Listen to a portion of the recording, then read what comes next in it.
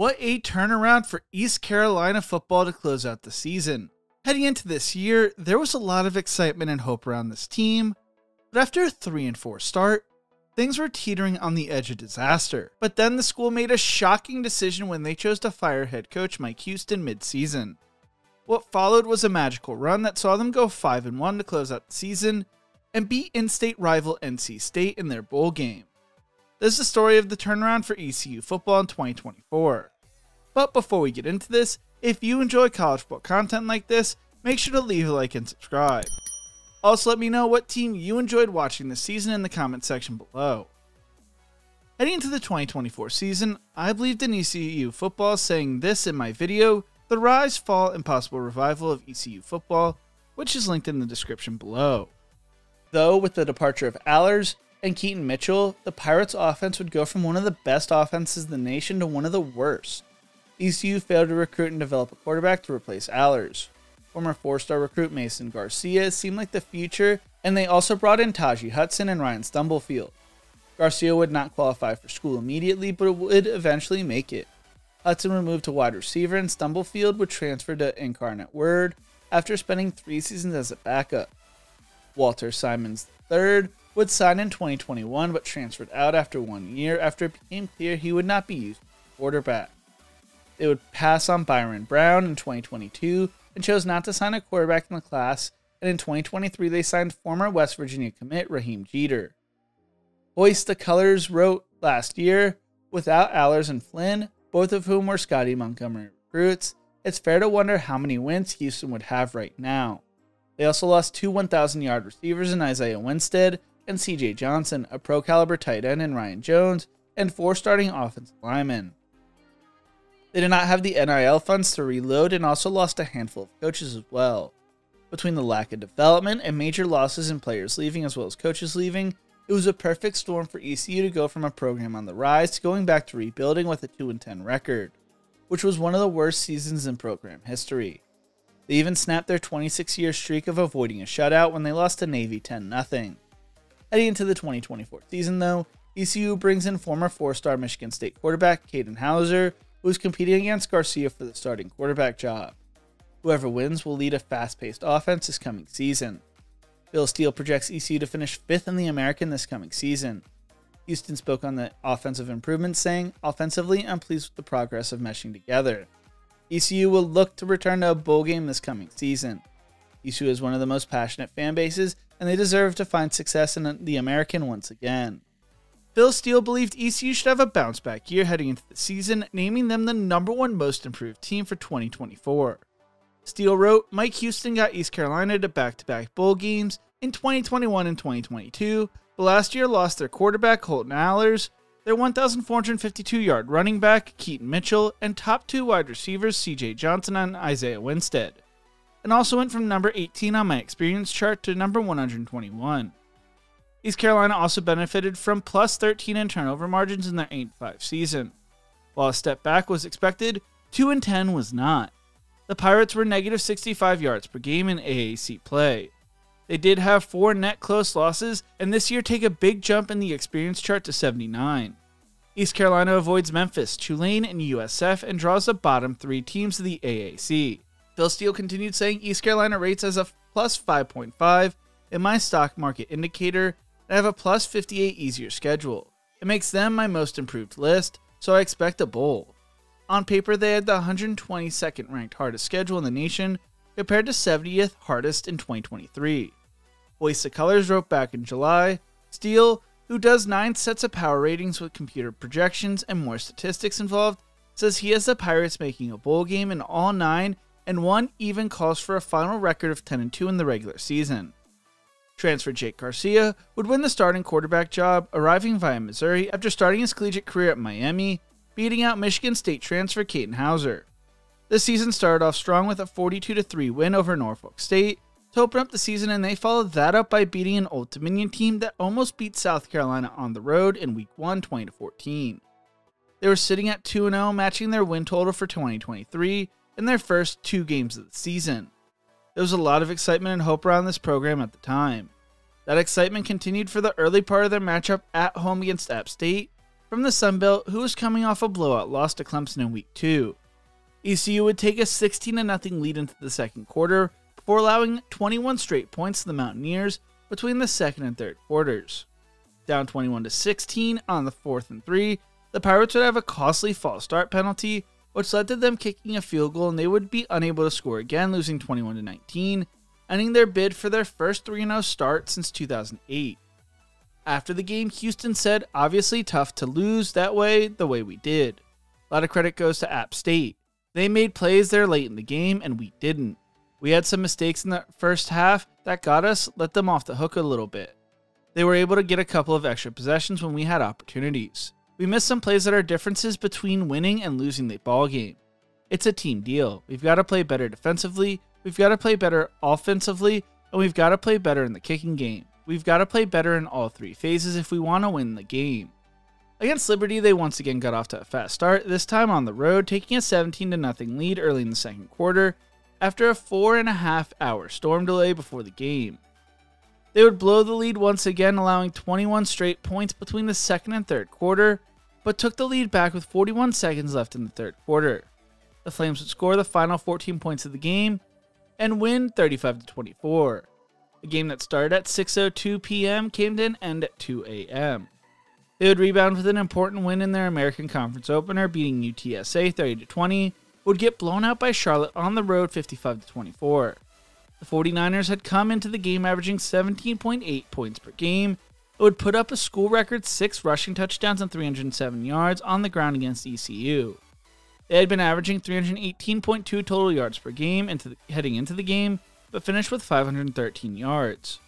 Garcia would throw his 12th interception of the season and was benched in favor of Hauser, who threw a pick six himself. Hauser would get the start against number 23 ranked Army, but the offense would be unable to do anything while the defense struggled, going down 24-0 at half and as much as 31-0 at one point. They would lose 45-28, putting up 21 points in the fourth quarter. Houston said after the game, "The second half looked completely different than the first half. The interception was a bad one. He just didn't make a good throw right there. I thought he came back in the second half and made a ton of good throws. Showed some composure.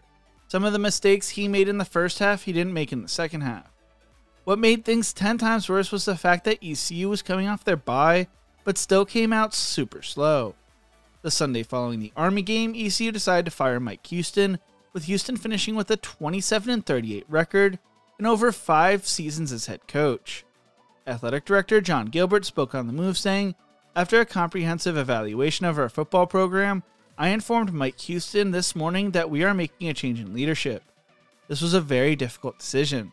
Mike has led our program the last 5+ seasons with tremendous class and positively impacted so many student athletes. After earning back-to-back bowl invitations, we looked poised to continued success. Unfortunately, we have not seen the results we all want, and a change is needed to move the program forward. We have high expectations and those are not changing. We are confident we will identify the right leader for our football program. I believe ECU is a premier job with a passionate fan base, unprecedented support from our Pirate Club donors, and great facilities that continue to improve. Right now, we are focusing on our student athletes as they compete for a postseason opportunity in their final 5 regular season games. My hope is Pirate Nation will rally around our student athletes like they have always done. Since their back-to-back bowl appearances, the Pirates were 5-14. They named defensive coordinator Blake Harrell as their interim head coach for the remainder of the season. Houston became the first coach fired during the 2024 season. According to The Athletic, names that were linked to the job search were expected to include NC State defensive coordinator Tony Gibson, LSU offensive coordinator Joe Sloan, Clemson offense coordinator Garrett Riley, Pitt offense coordinator Kate Bell, former UAB head coach Bill Clark, ETSU head coach Trey Lamb, and UL Monroe head coach Brian Vincent. Yet something special would happen with Harrell as head coach. Harrell had a lot of experience coaching in the Carolinas. He went to college at Western Carolina and Lenoir-Rhyne, and started his coaching career at Western Carolina before spending time as an assistant at McDowell High School, Fuquay Varina High School, and defensive back coach and later defense coordinator at Franklin High School, all high schools in North Carolina. From 2007 to 2013, he served as Lenoir-Rhyne's defensive coordinator, special teams coach, linebacker coach, and recruiting coordinator before being named defensive coordinator and linebacker coach at the Citadel. In 2019, he served in the same role at Kennesaw State, before joining ECU staff as defensive coordinator and inside linebacker coach in 2020. Something crazy would happen with Harrell as head coach. The team would start to rally. They would blow out Temple at home 56-34, pulling away in the second half, scoring 21 unanswered points in the third quarter. Harrell said after the game, "I told our guys early in the week, we can't worry about the future. I know God has us, and He'll take care of us. That's been the message all week. We can't worry about the future. We can't worry about the past. We've got to look out the windshield and control what we can control. I'm just really proud of the way they went out there and played today. It was a lot of fun. I enjoyed it, and I hope Pirate Nation enjoyed it. I thought they went and played free and played for each other and kept it play after play after play." Hauser finished the game throwing for 269 yards, 5 touchdowns and 2 interceptions, while Rajai Harris rushed for 130 yards on 11 carries and a touchdown. Hauser would play even better against FAU as he finished the game throwing for 343 yards and 5 touchdowns, as ECU took a 35-7 lead into half and won 49-14 on a Thursday night matchup. The Pirates would put up 105 points and 1,051 total yards in 2 games under Harrell. ECU and Tulsa would play a tight game, but a goal line stand stopping Tulsa at the 1 with 34 seconds left led the Pirates winning the game and winning their 3rd straight game, becoming bowl eligible, beating Tulsa 38-31. Harris spoke on the win saying, "What a night. We've been through so much adversity. Just seeing us going down in the 4th and bouncing back and getting this W, it means everything for this program. Not just the football team, but the program." The Pirates continued to rack up gaudy offense numbers with 536 total yards, eclipsing 500 yards for the 3rd time this season. They would have an even bigger test against North Texas, falling behind 21-0, or storming back to win 40-28. After the game, players called for Harrell to have the interim tag removed, be named the school's head football coach. Hauser posted on social media, "We want Harrell," to express his support for Harrell to get the full-time job. Others who went public with their support included veteran tailback Rajai Harris and senior tackle Parker Moorer. That Monday, reports began to surface that Harrell was going to be named the school's next head coach. Harrell was 4-0 as head coach at the time, and the offense was averaging 45.8 points per game and 535 yards of offense per game. In their final regular season game, ECU would fall to Navy 34-20 to finish the regular season 7-5, but they ended up bid to play in the Military Bowl against NC State. Between the regular season finale and the bowl game, Harrell hired Josh Aldridge as defensive coordinator, who was Auburn's defensive ends coach in 2024, Noah Joseph as general manager from Purdue, Lydia West as director of operations, and Mike Sirigliano as head strength coach. In their bowl game, ECU would go up 20-7, but NC State would fight back, taking a 21-20 lead with just under 10 minutes left in the game. With 1:33 left in the game, Harris would take it 86 yards for a touchdown to take a 26-21 lead. They would close it out with a Dontavius Nash interception. They finished the season 8-5, their 2nd time winning 8 games since 2014, and upset an in-state rival. ECU was able to hold on to some key players throughout this round of the transfer portal, including starting quarterback Hauser, who played most of the season with a broken hand, junior defensive end J.D. Lampley, graduate student wide receiver Anthony Smith, freshman wide receiver Yannick Smith, and freshman safety Jamarly Riddle.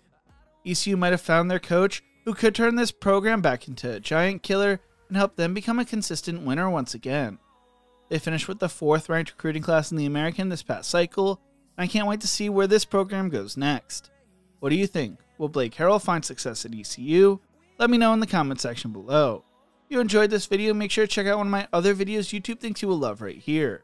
Thank you so much for watching, and as always, remember to embrace the grind.